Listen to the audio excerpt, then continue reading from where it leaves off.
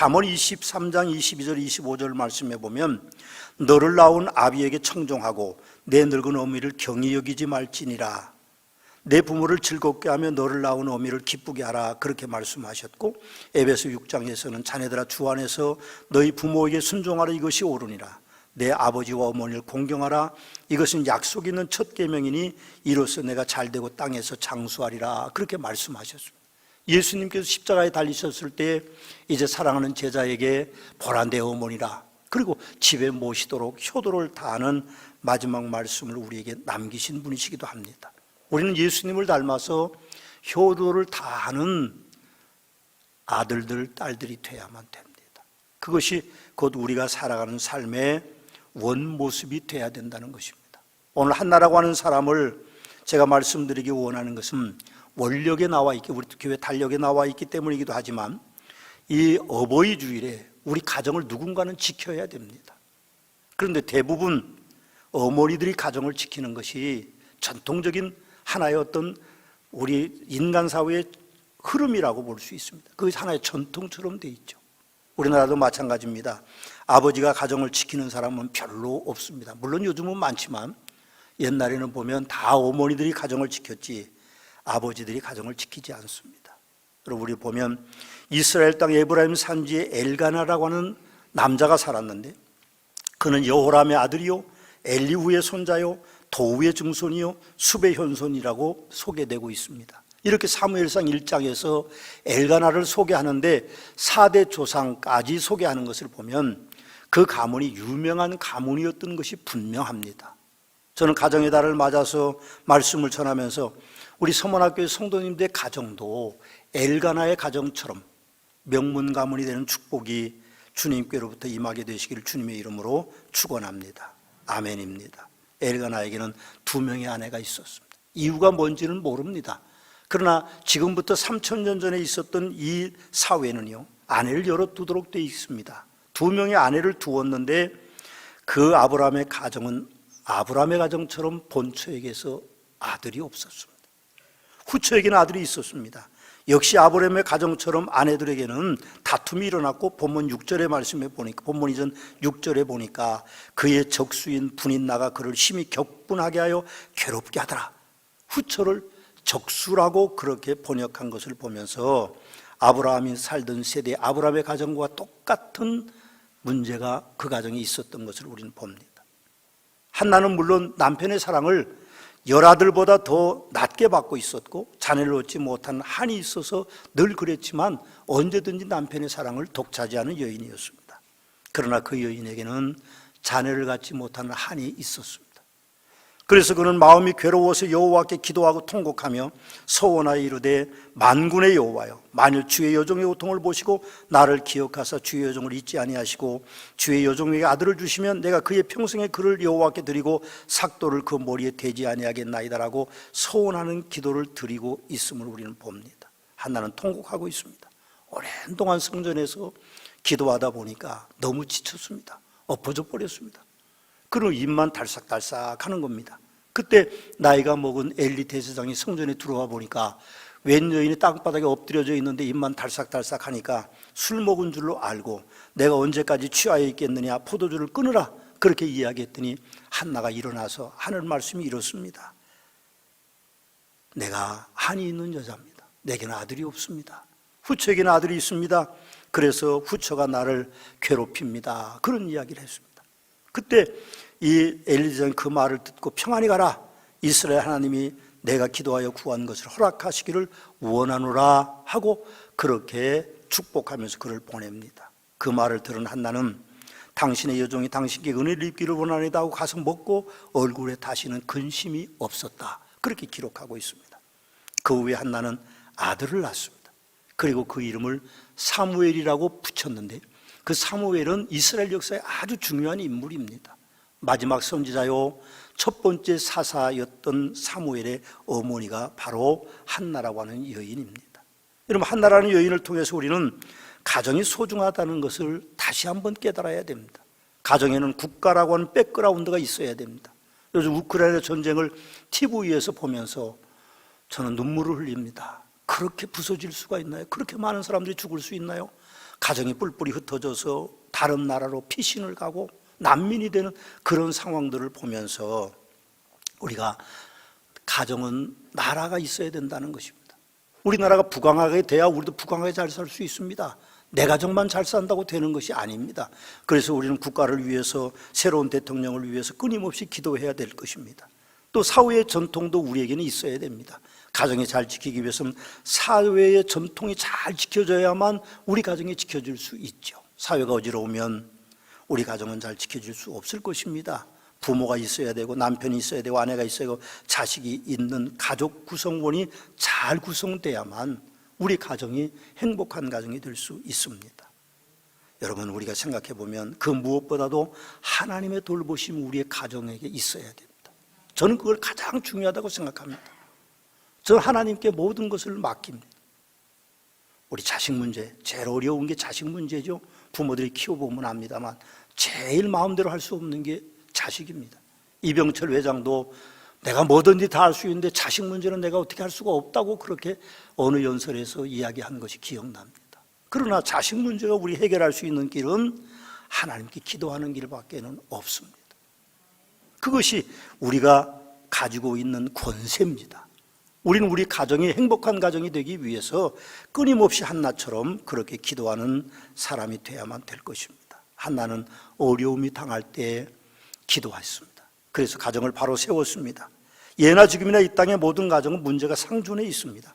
가정에서 일어나는 문제는 옛날이나 지금이나 다른 게 없습니다. 어른들은 그렇게 말합니다. 옛날엔 가정에 문제가 없었다고요. 아니요, 제가 보기엔 더 많은 문제가 있었습니다.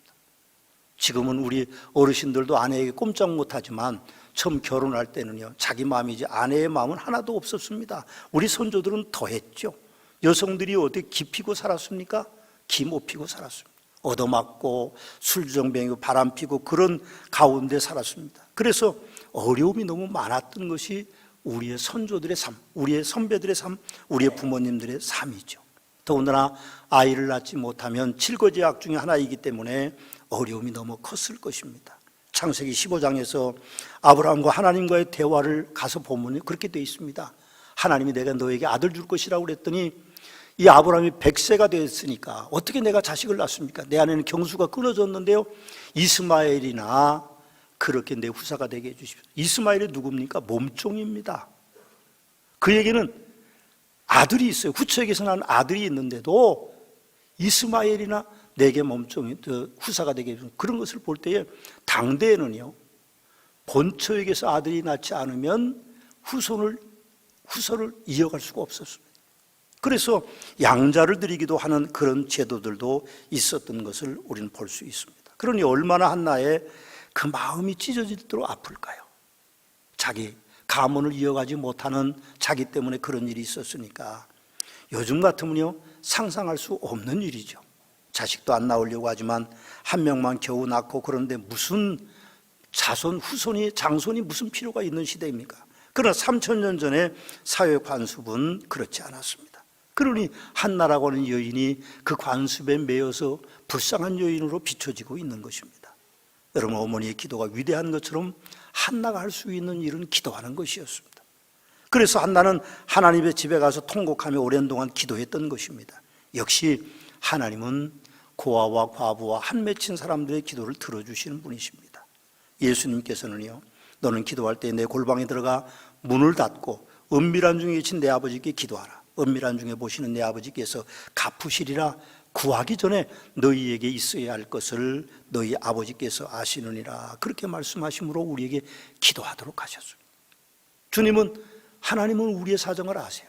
그러나 우리가 간구해야 될 의무가 우리에게 있다는 것을 우리는 기억해야 됩니다. 그래서 많이 기도해야 됩니다.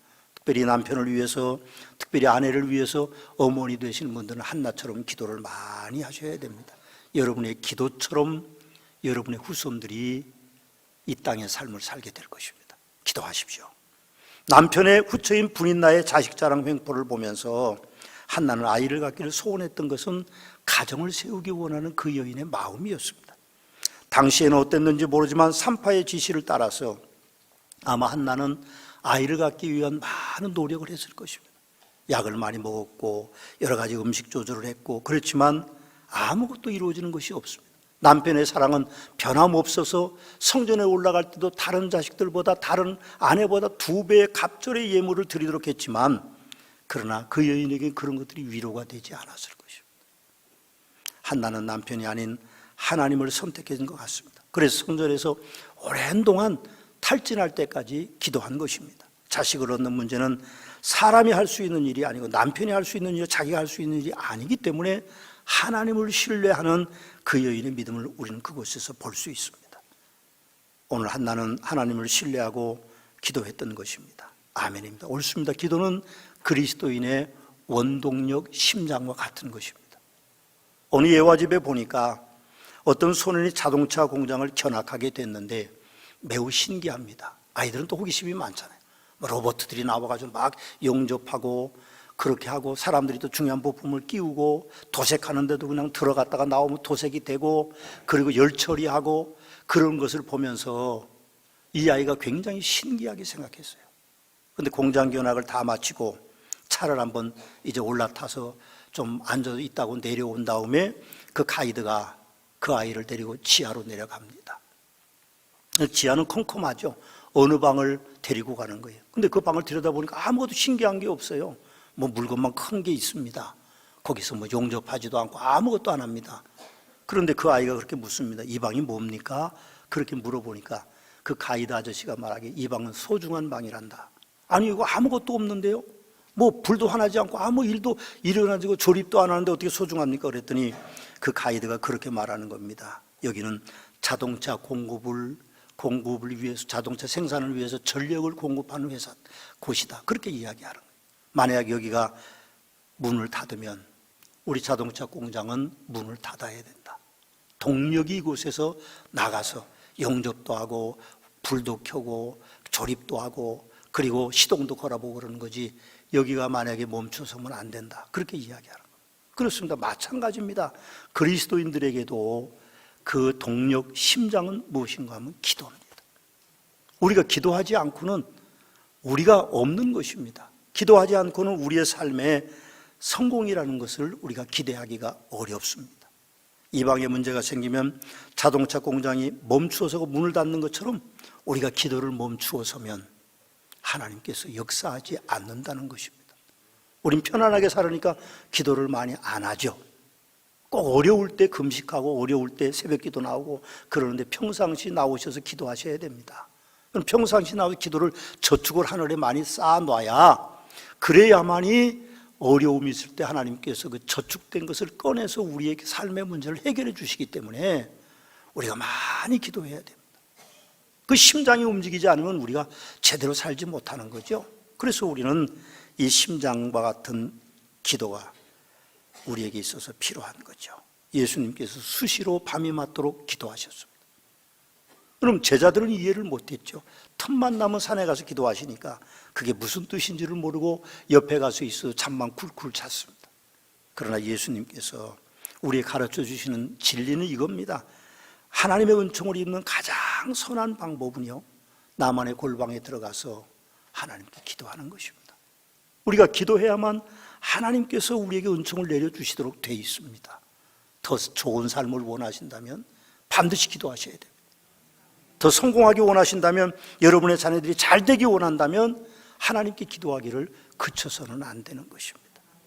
한나는 그렇게 기도하는 여인이었습니다. 또 한나는 주의 종을 신뢰하여 가정을 바로 세운 여인이었습니다. 본문에 보시면 이해할 수 없는 일이 있습니다. 당시 하나님의 성전이 장막 성전이었습니다. 광야에 있던 장막 성전을 그대로 가져와 실로라고 하는 곳에 장막 성전을 치워놓고 거기에 여호와의 법궤가 있었습니다. 장막 성전에 그 지키는 제사장은 엘리 제사장이었습니다. 그를 대제사장이라고 이야기합니다. 그 엘리 대제사장에는 평판이 좋지 않는 제사장입니다. 홈니와 비느하스라는 두 아들이 제사장인데 하나님을 두려워하지 않고 예물을 집게로 찝어가는, 훔쳐가는 그런 사람이었습니다. 여러분, 그렇지만 하나님께서 그를 책망하셨습니다. 수종 드는 여인과 부적절한 관계까지 맺어서 엘리를 책망할 때 엘리는 그 아들을 나무랬지만 아버지의 말을 듣지 않았습니다. 훗날 전쟁이 터졌을 때 두 아들은 여호와의 법궤를 메고 가다가 적군에게 살해됐고, 그리고 그 소식을 들은 엘리 제사장은 의자에 앉아 있다가 나이가 많으니까 꼬꾸라져서 목이 부러져서 죽었다고 성경은 그렇게 되어 있는 제사장입니다. 그런데 놀라운 것은요, 한나가 기도하던 때라고 해서 엘리 제사장이 별다르지는 저는 않았을 것이라고 생각합니다. 평판이 좋지 않은 제사장이었죠. 그래서 사무엘서에 기록한 저자가 본문 이전에 사무엘상 1장 3절에 홈리와 비느하스가 여호와의 제사장으로 거기에 있었더라고 기록한 것은 아마도 제가 보기에는 엘리가 안 좋은 제사장이라는 것을 나타내기 원하는 것이 아니었을까, 그런 생각을 합니다. 그런데도 한나는요, 엘리 제사장의 말을 신뢰하고 당신의 여종이 당신께 은혜를 입기를 원하니다 가서 먹고 엘리 제사장 축복하니까 얼굴에 근심이 없었다라고 기록하고 있습니다. 오늘날 목사가 분명히 제사장은 아닙니다. 그렇게 오해하지는 마십시오. 그러나 목사는 성직자로서 영적으로 제사장과 같은 역할을 합니다. 그래서 하나님의 말씀을 대언하고 설교도 하고 축복기도도 하고 하나님의 성전인 교회를 책임지고 운영하기도 합니다. 그러므로 당연히 성도들은 목사를 신뢰해야만 하는 것입니다. 엘리와 홈리아스, 비느하스 같은 목사도 물론 있고 저도 그 중에 한 사람일 수도 있을 것입니다. 그러나 한나의 삶의 축복이 어디서 왔습니까? 엘리 제사장이 그에게 말하기를 평안히 가라, 평안히 가라. 이스라엘 하나님이 내가 내게 기도하여 구한 것을 허락하시기를 원하노라 하는 말씀을 그 여인은 축복으로 받은 것입니다. 그래서 한나가 일어나서 이해할 수 없는 하나님의 축복을 받은 것이죠. 글쎄요, 하나님의 음성이었을까요? 우리는 잘 알 수는 없습니다. 그러나 하나님의 축복을 기다리는 귀 있는 성도님들은 오늘 한나를 본받아야 됩니다. 또 한나는 하나님과의 약속을 지켜 가정을 바로 세운 여인이었습니다. 한나는 하나님께 애통하며 간구할 때 서운한 것이 있었습니다. 만일 내게 아들을 주신다면 내가 내 아들을 평생에 하나님께 드리고 그의 머리에 삭도를 대지 않겠다고 서약합니다. 나 신인으로 만들겠다는 거죠. 그리고 이제 여호와의 성전의 일꾼으로 만들겠다는 약속을 합니다. 성경의 기록은 없습니다. 그러나 경수가 끊어진 후에 얻은 것 같은 독자를 기적같이 얻은 한나가 약속을 지키는 매우 어려웠을 것 같은 생각이 듭니다. 저는 성경을 읽다 그걸 하나 발견했는데 사무엘상 1장 20절에서 22절에서 그걸 느낍니다. 말씀을 봉독하면 이렇습니다. 한나가 임신하고 때가 이르매 아들을 낳아 사무엘이라 하였으니 이는 내가 여호와께 그를 구하였다 함이었더라. 그 사람 엘가나와 그의 온 집이 여호와께 매년제와 서원제를 드리러 올라갈 때에 오직 한나는 올라가지 아니하고 그의 남편에게 이르되 아이를 젖대거든 내가 그를 데리고 가서 여호와 앞에 뵙게 하고 거기에 영원히 있게 하리라. 그렇게 약속합니다. 성전에 올라가면 아이를 놓고 와야 될 것 같은 생각이 한나에겐 있었던 것이죠. 서원했으니까요. 여러분들은 몇 살까지 어머니 젖을 먹었는지 모르겠습니다. 저는 밑으로 동생들이 4명이나 있어서 젖을 오래 먹지는 않았던 것 같아요. 근데 우리 교회 어떤 장로님은 초등학교 6학년 때까지 학교 갔다 오면 어머니 젖을 먹었다고 그래요. 몇 살까지 사무엘이 젖을 먹었는지는 잘 모릅니다. 그러나 제가 보기에는요, 적어도 옛날에는 5살까지 젖을 먹었을 거예요. 5살까지 먹었을 텐데 5년 동안이라고 하는 기간 동안 매년제를 드릴 때 성전에 올라가지 않았어요. 올라가면 자식을 놓고 올 것 같은 생각이 들었겠죠. 충분히 이해가 갑니다. 그러니 남편에게 부탁하는 겁니다. 이 아이가 젖될 때 내가 올라가서 성전에서 하나님을 경배하고 이 아이를 그 성전에 맡기고 오겠다고 한 거죠. 참 어머니의 마음이라고 하는 것이요, 그렇게 안타까운 겁니다. 그렇지만 약속한 대로 한나는 아들 사무엘을 젖을 떼자마자 성전에 가서 엘리 제사장에게 이렇게 말합니다. 내 주여, 나는 여기서 내 주 당신 곁에 서서 하나님께 기도하던 여자라. 내가 구하여 기도한 바를 여호와께서 내게 허락하시니라. 그러므로 나도 그의 평생을 여호와께 드리나이다 하고 하나님께 경배드렸다고 성경은 말하고 있죠. 아브라함도 그랬습니다. 100세의 아들을 얻었습니다. 얼마나 귀하겠어요. 후손이 드디어 생긴 겁니다. 자기 가문을 물려갈 후손이 드디어 생긴 겁니다. 그런데 하나님께서 그 아들이 20세가 되었을 때에 모리아산에 바치라고 합니다. 모리아산에 바치라고 하는 말은 뭡니까? 번제를 드리라는 말입니다. 목을 치고 양팔을 치고 그리고 양다리를 치고 배를 갈라서 창자를 꺼내고 불에 태우라는 말입니다. 100세에 얻은 아들을 모리아산에 바치라고 그러니까 아브라함이 어떻게 그 아들을 바칠 수 있겠습니까? 그러나 아브라함은 순종합니다. 그 아들을 데리고 종들을 데리고 화목을 종들의 지게에 치우고 가죠. 3일 길을 가서 모리아산으로 올라갑니다. 아내에게는 이야기하지 않았죠. 산 밑에 가서 성경을 보면 종들을 올라오지 못하게 합니다. 아들을 잡아야 되는데 종들이 그냥 두겠어요? 말리겠지. 그러니까 산 아래 두고 아들에게 짐을 치우고 칼을 들고 횃불을 들고 산 위로 올라갑니다. 제단을 쌓는데 아들이 그렇게 묻습니다. 아버지, 제단은 쌓는데 제물은 어디에 있습니까? 아버지의 마음이 얼마나 찢어지겠어요. 그때 아버지는 아들을 묵습니다. 제물로 드리려고요. 칼을 들었습니다. 그때 하나님이 아브라함을 만류했죠. 그리고 제물을, 양을 풀숲에 걸리게 해서 준비해 주셨습니다. 우리가 생각해 보면 하나님께서는 기도의 약속을 지키는 사람에게 기도한 것보다 더 큰 복을 주시는 하나님이신 것을 우리는 분명하게 믿어야 됩니다. 사무엘을 하나님께 기도한 대로 드렸습니다. 그랬더니 하나님께서 한나의 태의 문을 여셔서 성경에 보면 세 아들과 두 딸을 낳게 했다, 그렇게 이야기하고 있습니다. 아브라함에게도 바다의 모래처럼 하늘의 별처럼 많은 하나님의 백성을 그의 씨로 얻게 하시겠다고 하시는데 지금 전 세계 아브라함의 후손들이, 믿음의 후손들이 그렇게 많습니다. 하나님은 약속을 지키시는 분이십니다. 문제는 우리가 약속을 잘 지키지 않는 데 있다는 거죠. 여러분, 사무엘상 2장에 보면 한나의 하나님과의 약속을 지키는 기도 전문이 기록되어 있습니다. 저는 이 말씀을 그대로 봉독하고 말씀을 마치려고 합니다. 매우 감동적이고 모범적인 어머니의 기도입니다. 제가 읽어보겠습니다. 기도하는 마음으로 읽어보겠으니까 여러분들 기도하는 마음으로 들으십시오. 내 마음이 여호와로 말미암아 즐거워하며 내 뿔이 여호와로 말미암아 높아졌으며 내 입이 내 원수들을 향하여 크게 열렸으니 이는 내가 주의 구원으로 말미암아 기뻐함이니이다. 여호와와 같이 거룩하신 이가 없으시니 이는 주밖에 다른 이가 없고 우리 하나님 같은 반석도 없으심이니이다. 심히 교만한 말을 다시 하지 말 것이며 오만한 말을 너희 입에서 내지 말지어다. 여호와는 지식의 하나님이시라 행동을 달아보시느니라. 용사의 활은 꺾이고 넘어진 자는 힘으로 띠를 띠도다. 풍족하던 자들은 양식을 위하여 품을 팔고 줄이던 자들은 다시 줄이지 아니하도다. 전에 임신하지 못하던 자는 7을 낳았고 많은 자녀를 둔 자는 쇠약하도다. 여호와는 죽이기도 하시고 살리기도 하시며 스올에 내리기도 하시고 거기에서 올리시기도 하시는도다.